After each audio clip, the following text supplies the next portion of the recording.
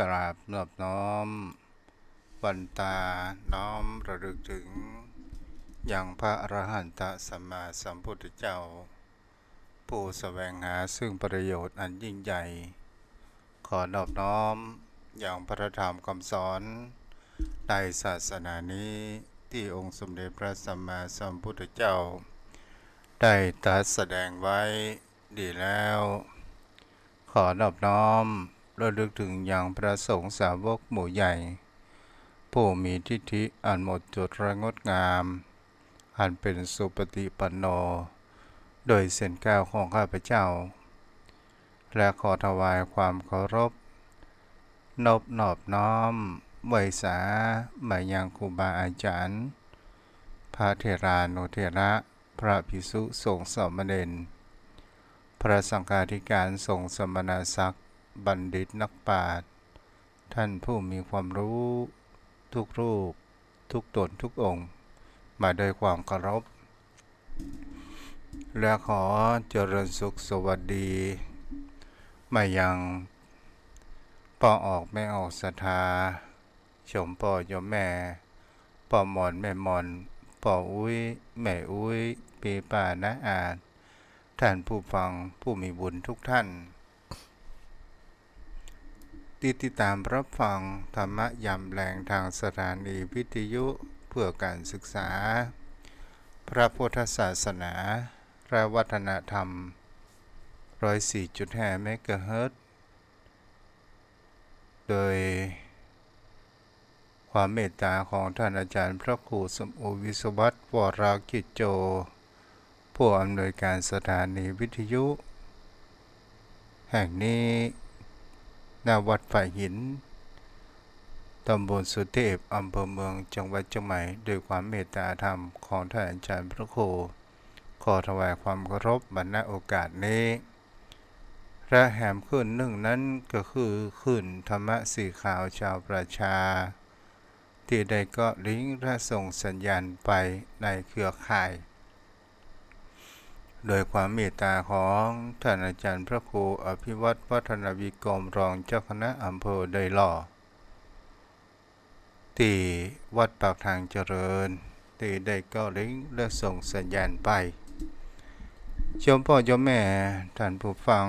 วันนี้เป็นกลางเดือนของเดือนสิงหาคมปีพุทธศักราช 2567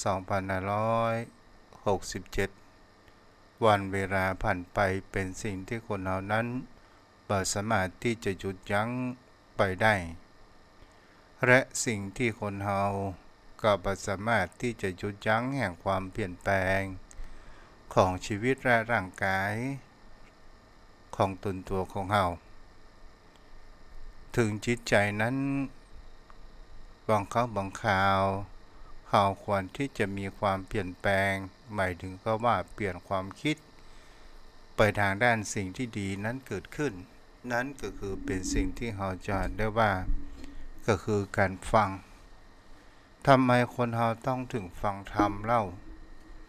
ศรัทธาญาติโยมทั้งหลายการฟังธรรมนั้นเป็นสิ่งที่ก่อให้เกิดแห่งความเข้าใจได้ฟังในเรื่องแห่งแปลกใหม่ได้เกิดแห่งความเข้าใจในเรื่องที่เรามีความกังขานั้นเกิดขึ้นนี่ก็คือเป็นสิ่งที่เราจะได้เข้าใจในรักแห่งสัจธรรมแห่งชีวิตทำไมผู้คนเหล่านั้นถึงมีความทุกข์เพราะว่าพระพุทธองค์นั้นได้ตรัสบอกไว้ว่าบนโลกใบนี้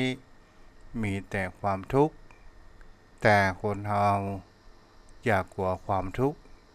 เมื่อเราบอกกลัวความทุกข์เราจะมามีความทุกข์ตามถ้าเราบ่รู้จักแห่งความทุกข์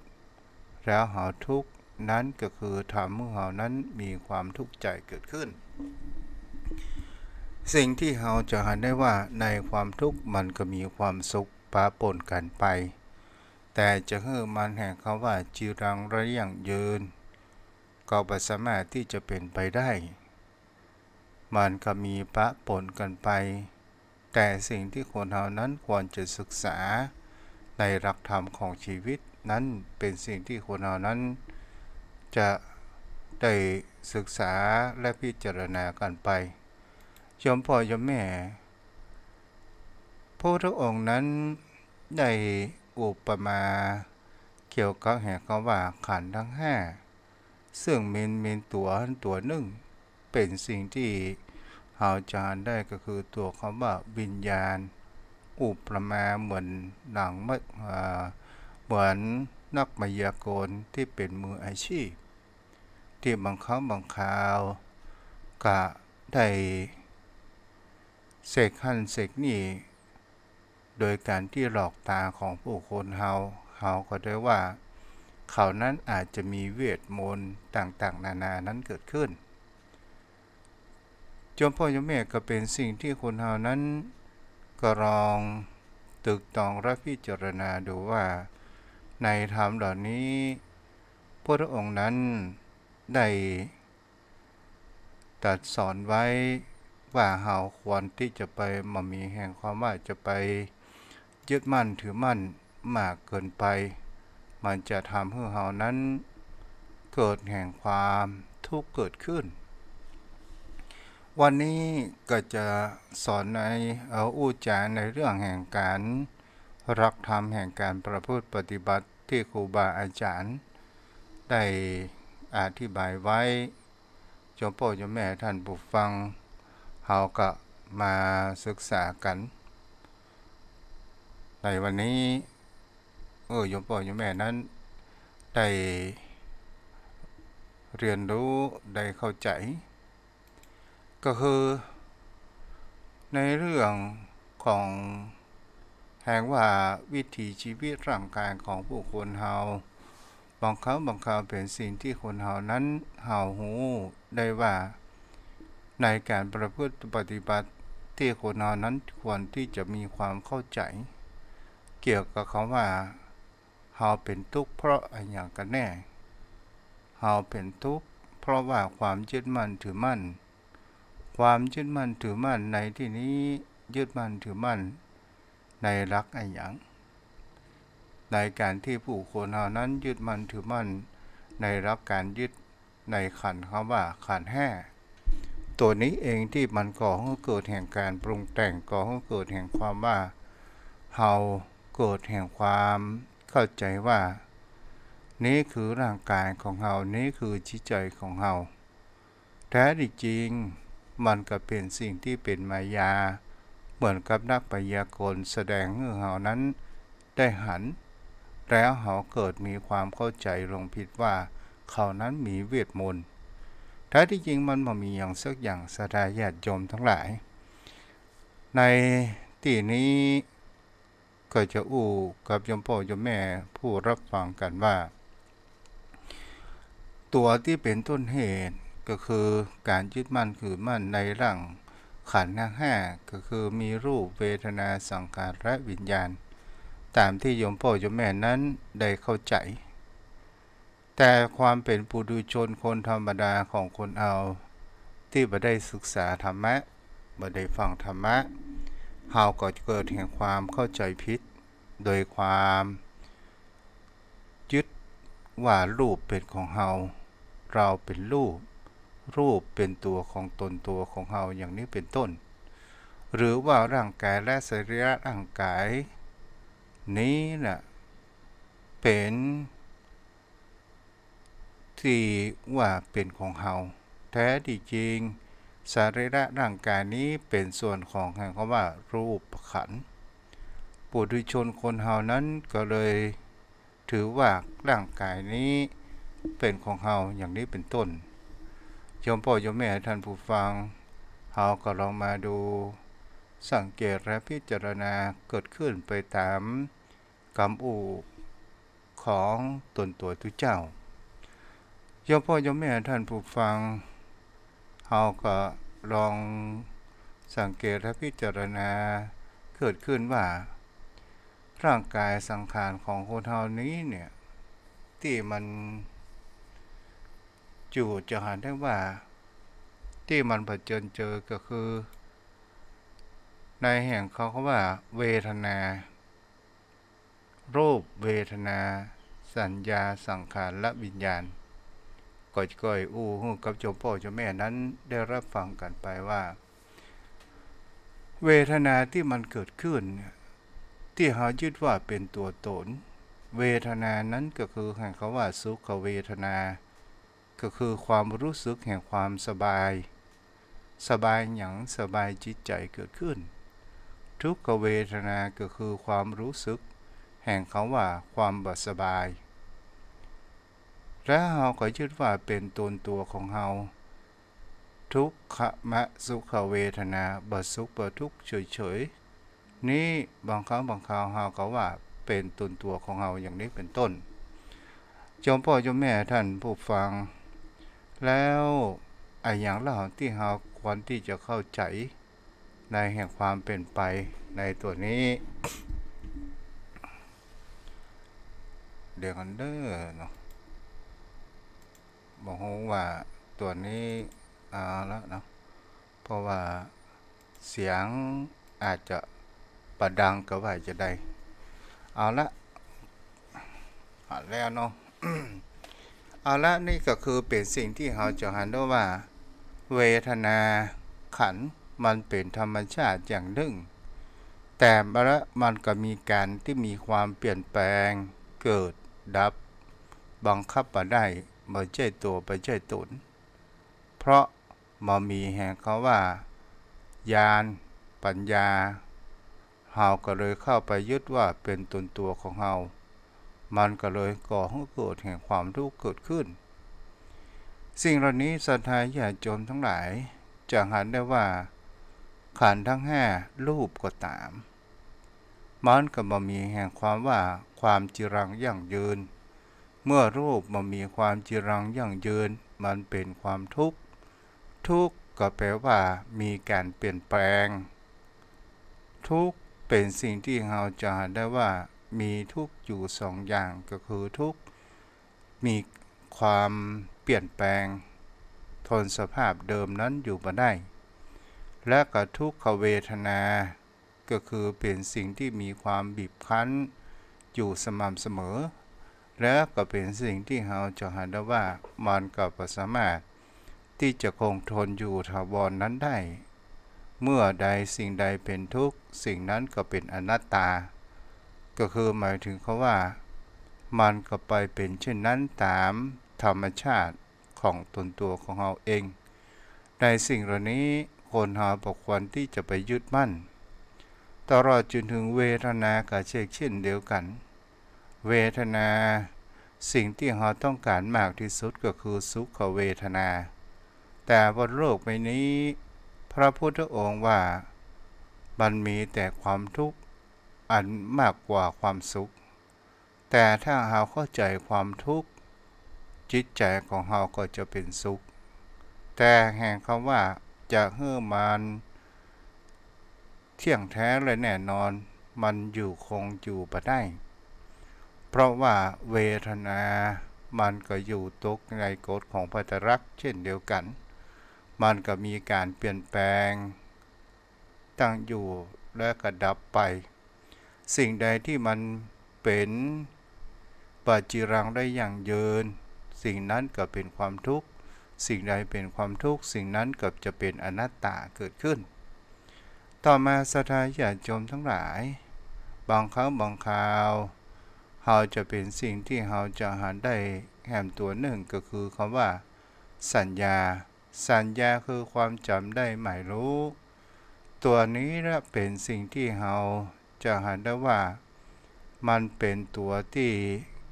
ทำให้เรานั้นเกิดความทุกข์ความได้หมายรู้สัญญาของคนเรานั้นอุปมาพุทธองค์อุปมาเหมือนดังพยับแดดเหมือนเราจะหันเวลาอากาศร้อนๆบนกลางถนนแสงระยิบระยับเหมือนข้างหน้านั้นจะมีน้ำหรือเป็นแสงระยิบระยับมีรูปต่างๆนานาที่เราเห็นว่าเหมือนสภาพนั้นเหมือนจริงถ้าเราเข้าไปแล้วเนี่ยตอนสุดท้ายมันก็มีแต่ความว่างเปล่าเหมือนกับรูปของคนเราก็ตาม เราจะหันแล้วดูไป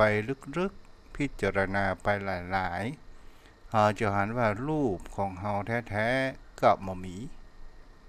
เพราะว่าในสิ่งที่มันบ่มีเราก็ลองดูแห่งความเปลี่ยนแปลงรูปของเราตามหลักแล้วถ้าว่ามันเป็นรูปที่มีความจีรังและยั่งยืนและเราสั่งได้เราก็จะไม่ต้องหนุ่มแก่เฒ่าและเปลี่ยนแปลง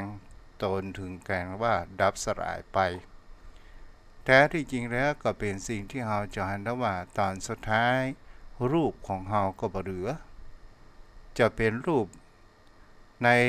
แห่งคำว่าที่เป็นรูปหญิงชายมันก็บ่เหลือตอนสุดท้ายก็เป็นผงธุลีดินไปนี้ก็คือเป็นสิ่งที่จะได้ว่านี้ก็คือสัญญา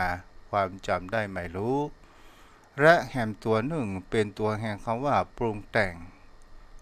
งแห่งความจิตใจของคนเท่านั้นก็คือตัวแห่งคำว่าสังขารตัวแห่งคำว่าสังขารในที่นี้เนี่ยโยมพ่อโยมแม่ก็คือไปยึดแห่งความปรุงแต่งแล้วมันปรุงแต่งได้เพราะเหตุใดก็เพราะว่ามีตัววิญญาณเข้ามากระทบ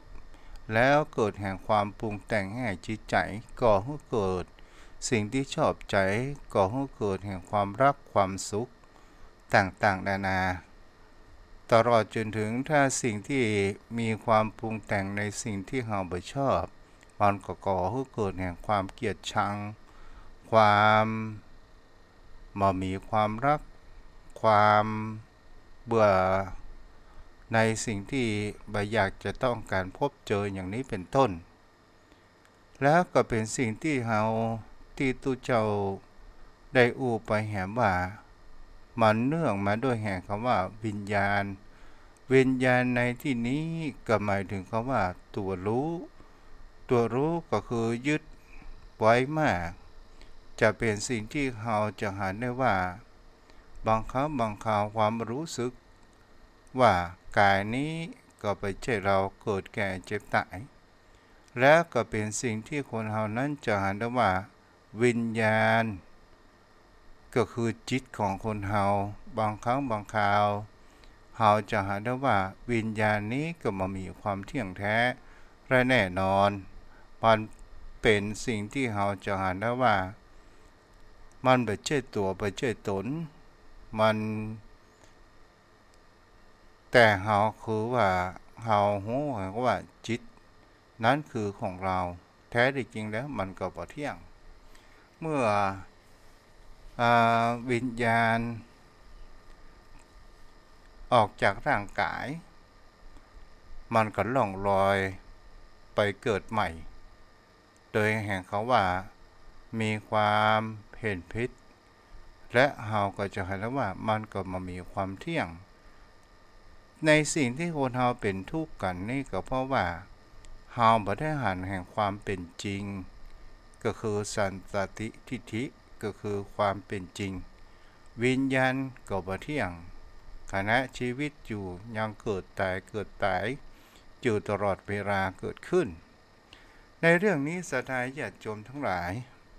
ที่ได้อู้นี้ก็คือโยมพ่อโยมแม่นั้นได้หันแห่งคำว่าวิญญาณก็คือตัวที่แห่งคำว่ารับรู้ทางประสาททั้งห้ารูปกระทบตาเสียงกระทบหูจมูกกระทบกลิ่น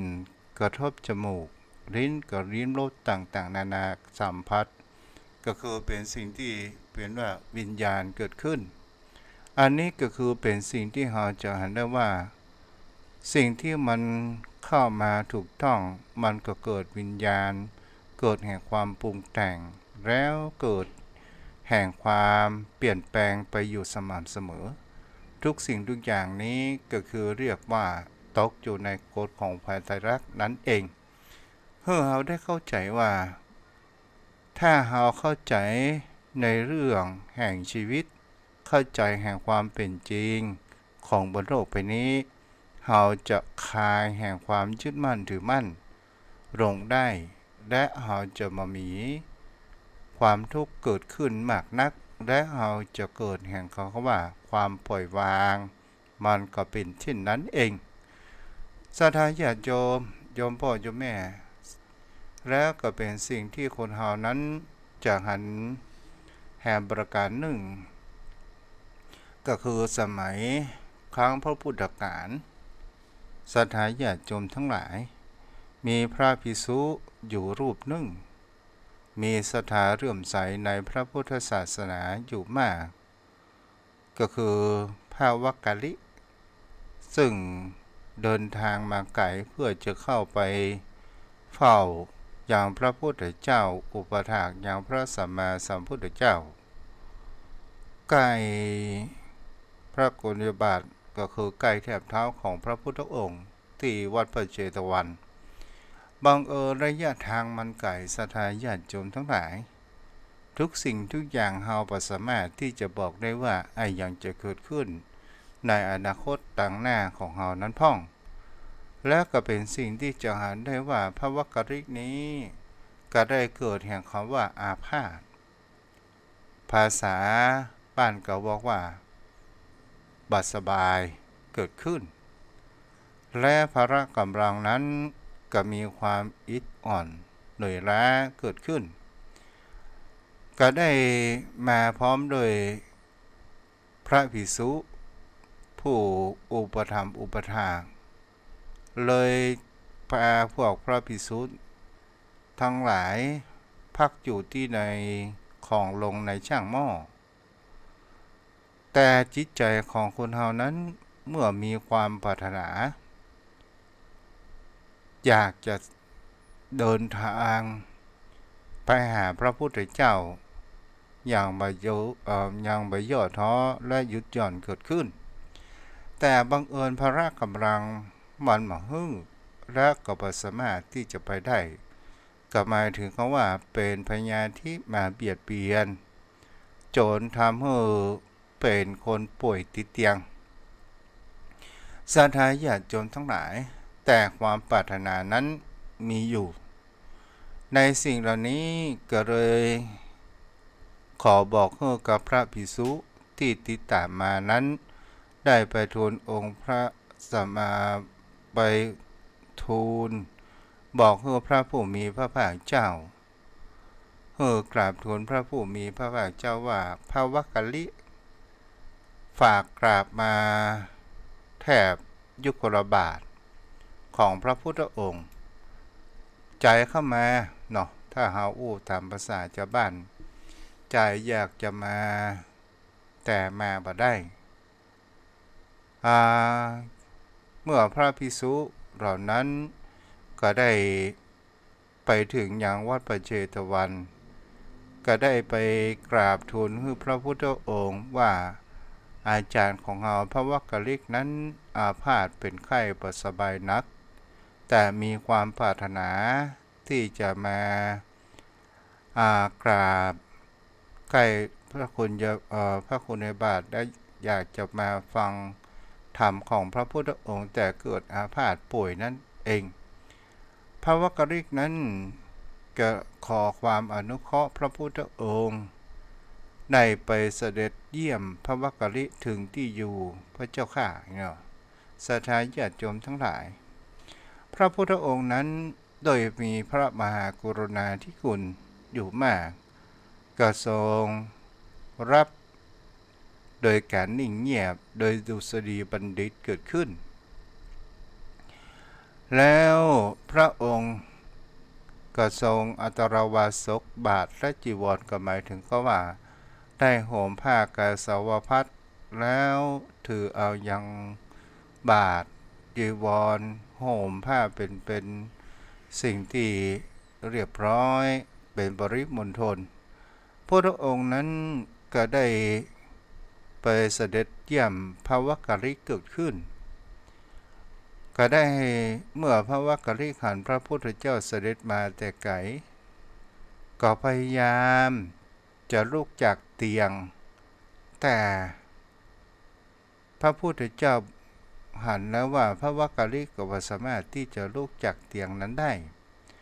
พระองค์ก็โดยการที่เสด็จเข้ามาใกล้และก็ตรัสบอกไว้ว่า พระวักกลิกเธอบ่ต้องลุกจากเตียงหรอกเราจะนั่งอาสนะที่ปูราช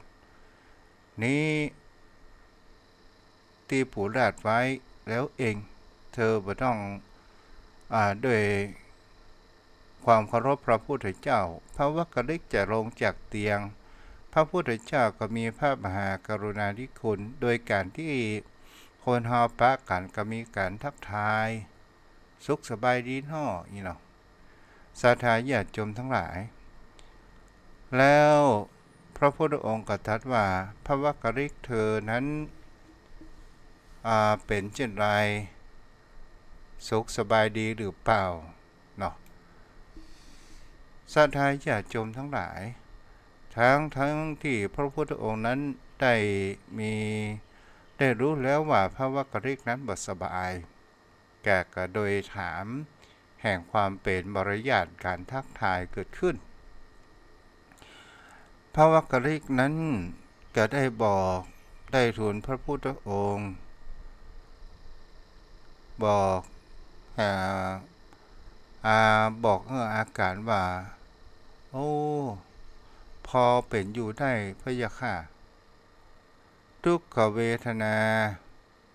กำเริบพุทธองค์ก็บอกถามไปว่าทุกขเวทนาบักกำเริบแล้วนะทุกขเวทนาบรรเทาหรือไม่อาการบรรเทาปรากฏอาการกำเริบปรากฏหรือพระวักกลิกก็ทูลกราบทูลว่าข้าพระองค์บ่สบายจะเป็นอยู่ก็บ่ได้ทุกขเวทนาก็ปรากฏบ่ทุเลาลงเลยมีแต่นักเกิดขึ้นอาการทุเลาก็บ่ปรากฏมีอาการกำเริบปรากฏพระพุทธเจ้าค่ะศรัทธาญาติโยมทั้งหลายในสิ่งเหล่านี้เนี่ยเป็นสิ่งที่เราจะเห็นได้ว่าพระวักกลิกนี้ก็โดยแห่งความว่าอาพาธก็โดยแห่งความยึดมั่นถือมั่นในร่างกายสังขารก็คือหมายถึงว่ายึดมั่นถือมั่นในขันธ์ทั้งห้าเรามาฟังต่อกันไปพระองค์นั้นตรัสว่าวักกลิกเธอบ่รำคาญปกบนกวายหรือได้ทูลตอบตามความจริงจุไหนบ่รำคาญพระองค์ก็มีความกระวนกระวายถ้าเป็นภาษาบ้านๆเพื่อเข้าใจง่ายเนาะแล้วพระวักกลิกเธอติเตียนตัวเองโดยศีลได้หรือไม่เธอจะติเตียนตนเองโดยศีลได้หรือไม่ในที่นี้มีเปิดห้องว่ามีคำคมมีบอกว่าจงเตือนตนด้วยตนจงเตือนตนด้วยตนให้ผลผิดจงตนเตือนจิตตนได้ไม่มีใครเหมือนเอาใหม่เด้อจงเตือนตนให้พ้นผิดตนเตือนจิตตนได้ไม่เหมือนใครแล้วก็เป็นสิ่งที่เราจะเห็นได้ว่าการเตือนตนนี้พระองค์ก็ถามว่าเตือนตนได้ก็แล้วก็เป็นสิ่งที่ว่าถ้าตนเตือนตนไม่ได้ใครจะเตือนตนแช่เชือนใครเตือนได้ให้ป่วยตนเตือนตนแช่เชือนเตือนตนไม่ได้ก็ใครจะเตือนนี่เนาะศรัทธาญาติโยมทั้งหลายและก็เป็นสิ่งที่เราจะเห็นได้ว่าพระวักกลิกนั้นก็ได้บอกว่าหมายถึงเขาว่าศีลของข้าพเจ้านั้นกับมามีความด่างพร้อยมีความบกพร่องมาหูจะนำนิตนด้วยศีลไปทำไมต่างๆนานาเกิดขึ้นก็คือหมายถึงเขาเป็นสิ่งที่เห็นแล้วว่าพระวักกลิก มีความปฏิเสธในการเตือนตนติตนเองโดยศีลและก็เป็นสิ่งที่จะได้ว่าพระวักกริกนั้นก็ได้กราบทูลพระพุทธองค์ว่าข้าพระองค์ปรารถนาที่จะเข้าเฝ้าพระพุทธเจ้ามาตั้งนานแล้วแต่ร่างกายกำลังของการเข้าเฝ้าพระผู้มีพระเจ้านั้นก็คือใจถึงแต่ร่างกายบ่ถึงก็ประมาณเช่นนี้ได้เมื่อพระพุทธองค์ได้เข้ามาแล้วเป็นสิ่งที่จะได้ว่าพระพุทธองค์นั้นจะได้เริ่มแห่งกับว่าตัดในเกี่ยวกับเรื่องขันธ์ทั้งห้าให้กับพระวักกริกฟังว่ารูปก็ตามเวทนาก็ตามสัญญาก็ตามสังขารก็ตามวิญญาณก็ตามเหล่านี้เนี่ยมันตกอยู่ในแห่งคำว่าพระไตรลักษณ์ก็หมายถึงว่าทุกสิ่งทุกอย่างมามีเที่ยงแท้และแน่นอนมันก็เป็นความทุกข์เมื่อเป็นความทุกข์คงทนสภาพเดิมนั้นอยู่ไม่ได้มีการเปลี่ยนแปลงตอนสุดท้ายมันก็มามีตัวตนนี้เองพระพุทธเจ้าตรัสว่าพระวักกริกจะมีประโยชน์อันใดกับร่างกายอันเปื่อยเน่าที่เห็นอยู่นี้เล่านี้ในหมายถึงคำว่าพระวักกริกนั้นหันรูปพระพุทธองค์นั้นมีความเป็นปังสัพพะรังสีเกิดขึ้นและก็มีความยกย่องเกิดขึ้นและก็ด้วยอาการอาพาธของตัวเขาเองพระพุทธองค์นั้นก็ได้ตรัสว่าวักกริกจะมีประโยชน์อันหยังกับร่างกายอันเปื่อยเน่านี้ที่ตัวเจ้านั้นหันอยู่แล้วพระพุทธองค์นั้นตรัสบอกไว้ว่าผู้ใดเห็นธรรมชื่อว่าได้เห็นเราผู้ใดเห็นเราได้ชื่อว่าเห็นธรรมความจริงแล้วผู้เห็นธรรมชื่อว่าเห็นเราผู้เห็นเราชื่อว่าเห็นธรรมพระวักกริกนั้นก็คือเธอก็พระองค์ก็บอกว่าเธอนั้นสำคัญข้อนี้อย่างไรพระองค์บอกว่ารูปเที่ยงหรือพระองค์ถามว่ารูปเที่ยงหรือบ่เที่ยงบ่เที่ยงพระพุทธเจ้าค่ะก็สิ่งใดที่บ่เที่ยงสิ่งนั้นเป็นสุขหรือว่าเป็นทุกข์เราพระวักกริกก็บอกว่าเป็นทุกข์พระพุทธเจ้าค่ะและสิ่งใดที่บ่เที่ยงสิ่งนั้นเป็นทุกข์สิ่งนั้นมีการแปรผันมีการเปลี่ยนแปลงเป็นธรรมดาควรหรือว่าเธอจะยึดถือว่านั่นเป็นของเรานั่นคือตัวของเรานั่นคือตัวตนของเราข้อนั้นบอกควรที่พระวักกริกก็บอกว่าบอกควรที่บอกควรเลยพระเจ้าค่ะบอกควรที่จะไปยึดเลยพระเจ้าก็ตามตัดถามไปหาว่าเพื่อการพิจารณารูปก็เธอประกอบจะหาทั้งว่าสิ่งที่ประกอบเป็นสรีร่างกายถ้าเฮาบ่พิจารณามันว่าเที่ยงหรือบ่เที่ยงสิ่งใด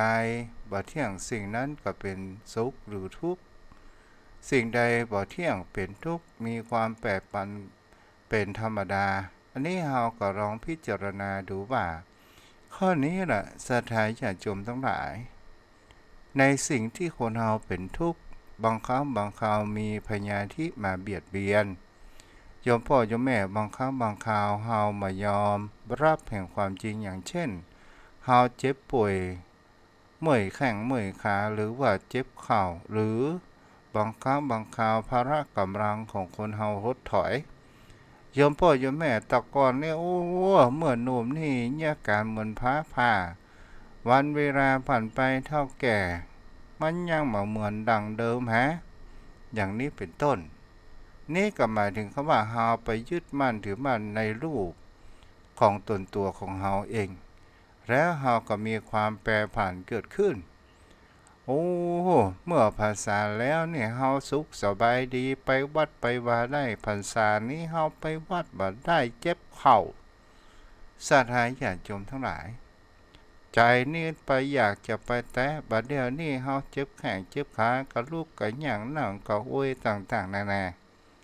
นี่ก็หมายถึงเขาว่ามันยังบ่เหมือนเก่าเหมือนดังเดิมนี่ก็หมายถึงเขาว่าเฮายึดรูปเป็นของเฮายึดแห่งเขาว่าเวทนาเวทนาก็คือความรู้สึกแห่งความบ่สบายแต่เมื่อพรรษาแล้วนี่เฮามีความสบายอย่างนี้เป็นต้นต่อมาศรัทธาญาติโยมพอมีเวลาอยู่เนาะแล้วพระองค์นั้นก็ตัดถามไปทีละข้อจนถึงคำว่าเวทนาเพราะว่ากเรียกเวทนานี่มีความเที่ยงหรือไม่เวทนานี่คืออะไรหยังเวทนานี้พระวักกะเรียกกับว่าเป็นการเสวยอารมณ์ของคนเรานั้นมีกี่ประการมีแห่งคำว่าสุขเวทนาทุกขเวทนาอทุกขมะสุขยะเวทนาหมายถึงคำว่ามีสุขพ่องมีทุกข์พ่องแล้วก็มีปสุขปทุกข์มีอารมณ์เป็นกลางๆเกิดขึ้นถามว่ามันเที่ยงก่อวันนี้ตอนเจ้านี่กินข้าวลำน้ำลงมากมายแล้วพอวันเวลาผ่านไปใกล้จะบ่ายโมงใกล้เที่ยงเกิดความหิวเกิดขึ้นถามว่าตอนเจ้าเนี่ยมีความกินข้าวอิ่มหนำสำราญพอถึงเวลาเที่ยงหรือบ่ายค่อยก็ตามเกิดอาการหิวมันเป็นแห่งคำว่าอันนั้นเป็นทุกขเวทนาหรือว่าเป็นสุขเวทนานั่นก็คือเป็นทุกขเวทนาตอนเช้าเป็นสุขเวทนาศรัทธาญาติโยมทั้งหลายแล้วถือว่าเที่ยงก็ว่าเที่ยงสิ่งใดบ่เที่ยงสิ่งนั้นก็เป็นทุกข์สิ่งใดเป็นทุกข์สิ่งนั้นก็มีการเปลี่ยนแปลงและก็ดับไปที่สุดสิ่งเหล่านั้นเฮาก็บ่สามารถที่จะบังคับบัญชามันได้เธอว่าเป็นจะได้มันเป็นเรื่องธรรมดาพระเจ้าข้าศรัทธาญาติโยมทั้งหลายสิ่งเหล่านี้เฮาจะหันได้เวลาก็ผ่านไปเว้ยมากเนาะต่อมาเพื่อที่จะให้โยมพ่อโยมแม่ได้เข้าใจแห่งเขาว่าบนโลกใบนี้เนี่ยมันเป็นตกอยู่ในกฎของพระไตรลักษณ์อยู่เสมอแม้กระทั่งสัญญาก็ตามศรัทธาญาติโยมสัญญาก็เป็นสิ่งที่ตุเจ้าได้ไปแล้วว่าสัญญาเฮาหันได้ว่าสัญญาก็คือเป็นสิ่งที่เฮาพอไปแล้วแท้จริงมันก็บ่มีตัวคำว่าสัญญาเนี่ยโยมพ่อโยมแม่เฮาพอใกล้ๆแท้จริงมันก็บ่มีเป็นสิ่งที่มันหลอกตาของคนเฮานี่เองนี่ก็คือเป็นสิ่งที่โยมพ่อโยมแม่ได้รับรู้ตลอดจนถึงแห่งเขาว่าวิญญาณ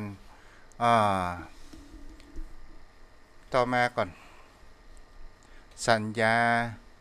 คือการจำได้ไม่รู้เนี่ยเป็นสิ่งที่เราจะแล้วว่าบางครั้งบางคราวสิ่งเราจะแล้วว่าธรรมะเนี่ยเราควรที่จะจำบอกควรที่จะลืมแต่สัญญาของคนเราเนี่ยมันจำในสิ่งที่บุคคลจำในสิ่งที่บ่เป็นสาระสิ่งที่บ่เป็นเรื่องจะจำในเรื่องแห่งความโกรธก็ตามจำในเรื่องสิ่งที่ผิดหวังแต่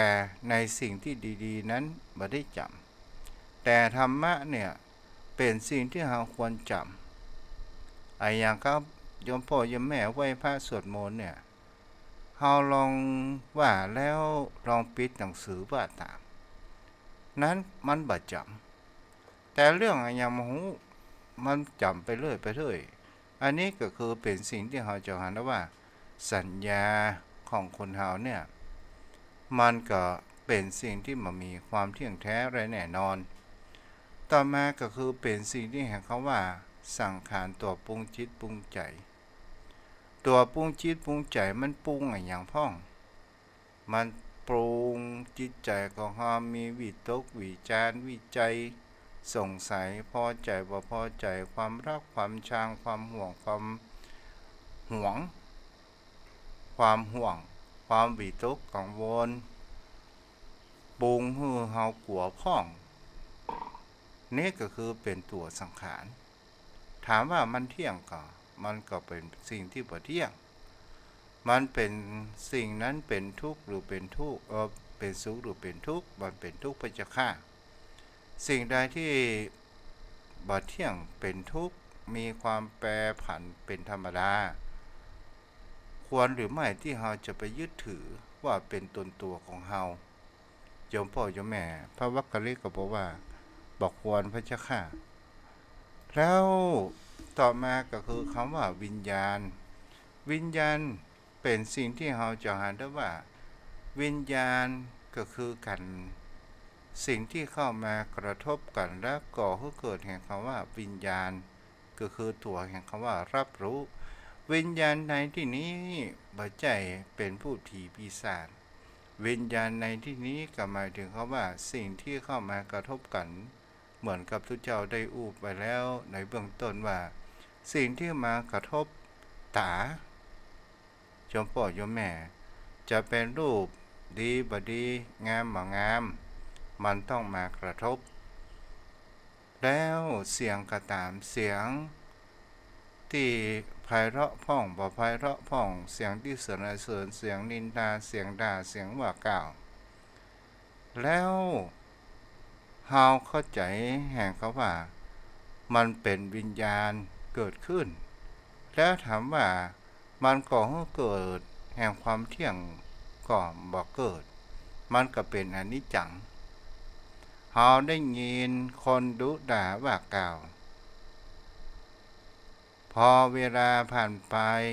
ถ้าเฮาบ่โต้ตอบมันก็จะผ่านไป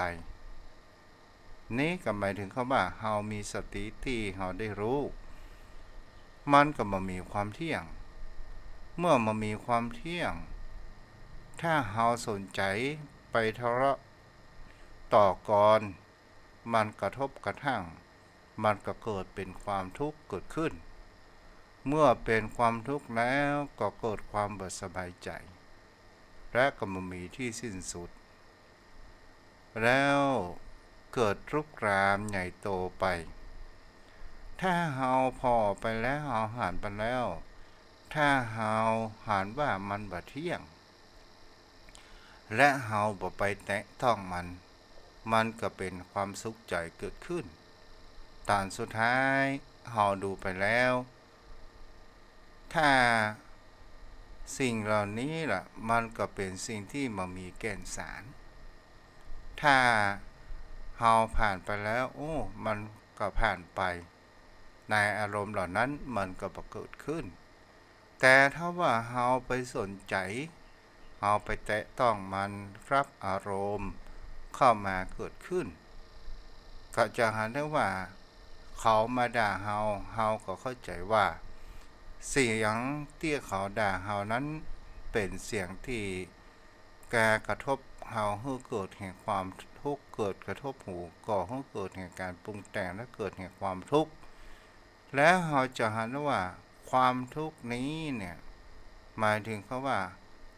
ทุกข์ในที่นี้เป็นสิ่งที่เกิดแห่งคงทนสภาพเดิมอยู่บ่ได้มันก็เลยเกิดทุกขเวทนาเกิดขึ้นมีการบีบคั้น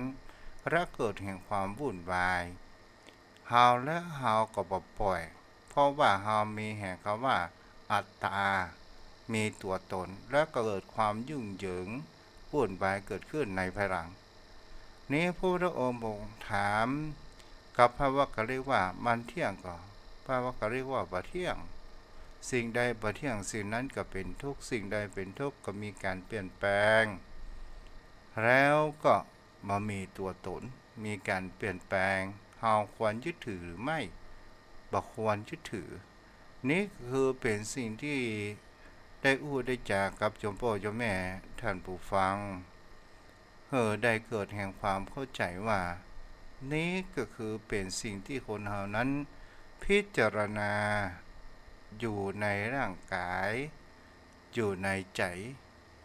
ว่าสิ่งที่เป็นขันธ์ห้า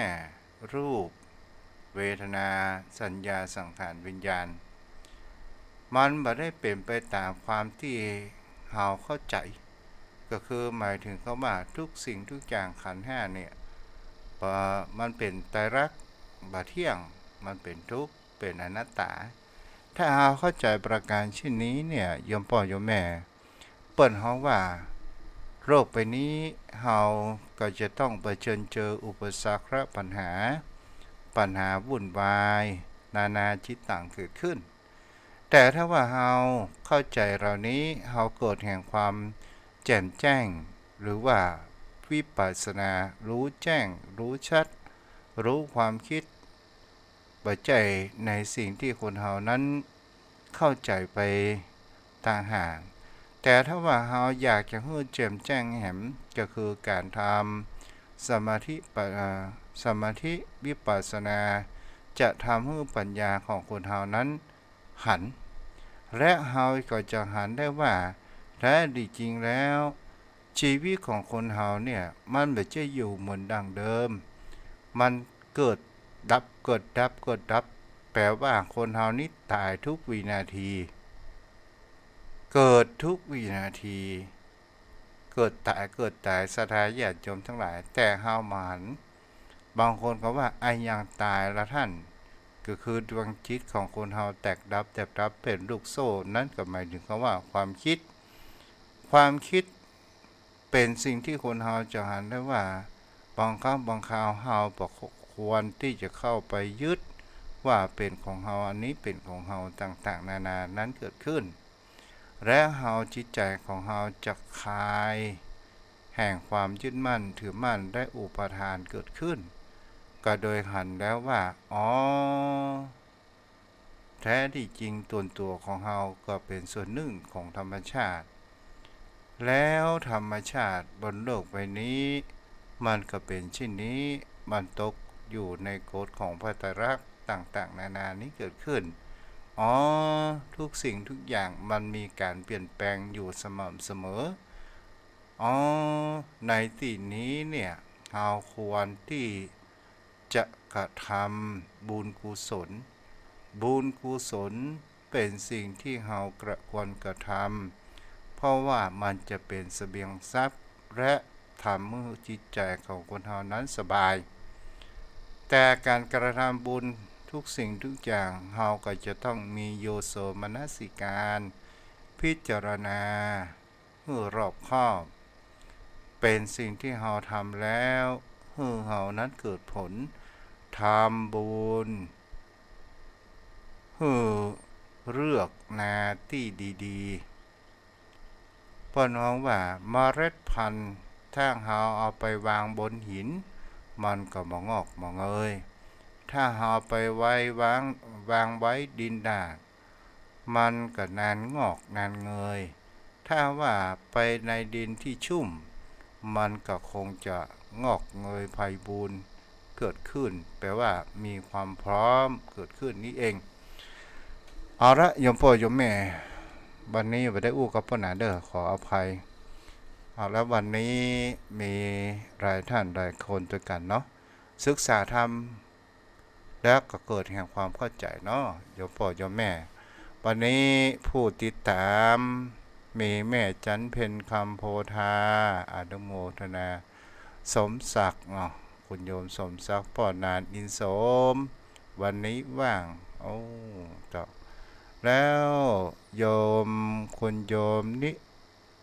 อย่างนี้นี่ระบนค่ะถ้าอ่านพี่ก็ขออภัยเด้อโยมพี่ แล้วก็มีแม่ทองคำที่วงคำที่รับฟังกันอยู่เนาะแม่ครูคณยาเนาะที่รับฟังต่อมาก็คือฟังตั้งหน้าใหม่บัดนี้บัดได้อู้กับเพิ่นน่ะมันพูดกันเด้อเพิ่นน่ะเด้อ เตรียมไว้จัดนักนะ1 ชั่วโมงนี่เหมือนกับ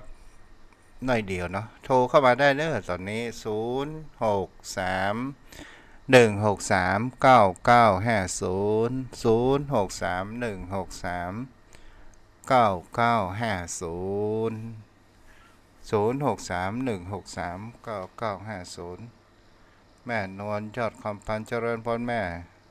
เจ้าไว้สาเจ้าเจ้าฟังแม่เด้อวันนี้นะเจ้าเจ้าน้ำฝูยังได้เซนเนอร์ถ้าได้แม่จะส่งไปให้นะเจ้าเจ้าเจ้าเป็นยังแม่อ้าวเจ้าเจ้าสุขสบายดีนะเจ้าแม่น้อเจ้าธรรมะวันนี้ม่วนเนาะเจ้าบุญรักษาสเจ้าบายดีมีสตางค์นะกะ เป็นยังแม่ขอข้าวมีกินก็พอใจแล้วเนาะ เออเจ้าเจ้าฟังธรรมะเหียเนาะเจ้ามั่นใจดีเจ้าเจ้ามันมีโรคภัยไข้เจ็บเสียเนาะเจ้าเจ้าเนาะอืมเจ้าครับบุญรักษาเจ้า0631639950เจริญพรเจ้าสาธุเจ้ายมกลางเมืองต่างไปก็ฟังท่านอยู่เน่ชาวพังวนาปิ่งจะได้ว่าแม่วันนี้ฟังก็ได้คติสอนใจดีเนี่ยเจ้าม่วนดีเจ้าเจ้าดีดีเมืองฝั่งฝนตกก่อปะนี่วันนี้มาตกเจ้าตกตะคืนอ๋อเหมือนตะคืนตกตะคืนมาถึงเมื่อเจ้าโอ้แต่หลังจากนั้นมันก็วันค่ำวันนี้ก็มาตกกำเตื้อเจ้าเจ้าเดรเดอร์บนรักษาแม่เจ้าสาธุเจ้าเจ้าอ้าว010เจริญพรเจ้ากับภาษาเจ้าอันพระครูเจ้าเอ้ยแม่คำโน้นเนาะเจ้าเจ้าได้ฟังได้ฟังกับตั้งไปเอาแม่ไปไหนมาเนี่ยแม่ไปทำธุระที่อื่นอ๋อมาเจ้าเจ้าเจ้าติดแล้วเอากำกะอ้อกับแม่ก็ไปสอหัดตั้งหน่อยใน Facebook นี่อืมเจ้า อืมเจ้าสอหัดตั้ง2 วันกับมีเจ้า เจ้าเจ้าเจ้าเจ้าเป็นกับยังแม่ภาษาเจ้าเจ้าบุรักษาเจ้าอ้าวโทรเข้ามาเด้อแม่นี่แม่คำนวณเนาะอ๋อเวลาเหลือแหม6 นาทีอันมีค่าเวลาแห่งชีวิตของคนเรานั้นเกิดเหลือน้อยแต่เวลานั้นมีค่าเกิดขึ้นจงเข้าใจสัจธรรมขององค์สมเด็จพระสัมมาสัมพุทธเจ้าและเราจะมามีความทุกข์เกิดขึ้นมากมายเจริญพรแม่วลีวันนี้ใช้เดียวนะคะใช้เดียวใช้เดียว เพราะว่ามันติดพันมันว่างเว้นบ่ได้เนาะเจ้าพันยาวไปเลยเจ้าบุญรักษาได้จ้าสวัสดีจ้ะเจ้าเราถูกปะนะเนาะอันถูกนี่อยากเอาหัวข้อทำสั้นๆเนาะ0631639950ขอได้เผยแผ่รักธรรมคำสอนของพระพุทธเจ้าตอบแทนคุณข้าวคุณน้ำของโยมพ่อโยมแม่แต่ตอบแทนคุณของพระพุทธศาสนาที่ตนตัวอาตมานั้นได้บวชมาได้ศึกษาธรรมได้ปฏิบัติธรรมก็พอใจแล้วโยมพ่อโยมแม่เกิดมาในชาตินี้แล้วก็เป็นสิ่งที่คนเรานั้นก็ลองได้ศึกษากันไปในการที่บางครั้งบางคราวคนเรานั้น เฮาจงอยู่ในความแห่งความพอดีเด้อโยมพ่อโยมแม่พอดีมันจะทำให้ชีวิตของคนเฮานั้นยืดยาวไปแหมน้อยนึงถ้าว่าเฮาไปเพิ่นฮ้องว่าเข่งเกินไปก็บ่ดีย้อนเกินไปก็บ่ดีมักพอดีไอ้หยังก็ตามเถอะโยมพ่อโยมแม่แม้กระทั่งอาหารการกินเฮาก็ยังต้องการพอดีบางสิ่งบางอย่างคนเฮานั้นถ้าเฮาวิ่งหามันมากบางครั้งบางคราวเฮาบ่ได้ดูแลจิตใจสุขภาพร่างกายของคนเฮามันก็เลยทำให้จิตของเฮานั้นเสียก่อให้เกิดของเฮานั้นได้รับความเจ็บป่วยติดตามมาเนาะเดือนเด้อมีไผแม่ทองคำมีทองคำเนาะรับฟังอยู่แฮม3 นาที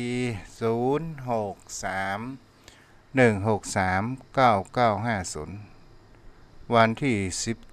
17สิงหาคมนี้จะไปงาน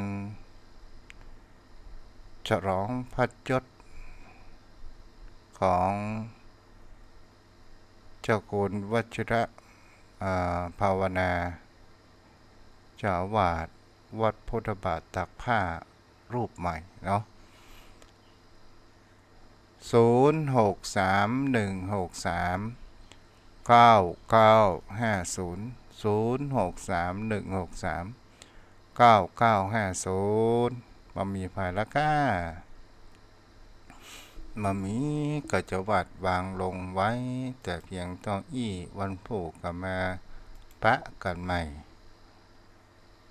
โอกาสเป็นสิ่งที่สำคัญมากที่สุดในชีวิตเนาะเจ้าพ่อเจ้าแม่ท่านผู้ฟังวันนี้ก็คงจะไว้ที่เด้อขอท่านผู้ฟังเจ้าพ่อเจ้าแม่ที่รับฟังอยู่จงมีอายุมั่นยืนยาวปราศจากโรคภัยไข้เจ็บได้หันธรรมขององค์สมเด็จพระสัมมาสัมพุทธเจ้าเหมือนกันทุกท่านทุกคนอายุวโนสุขังพลัง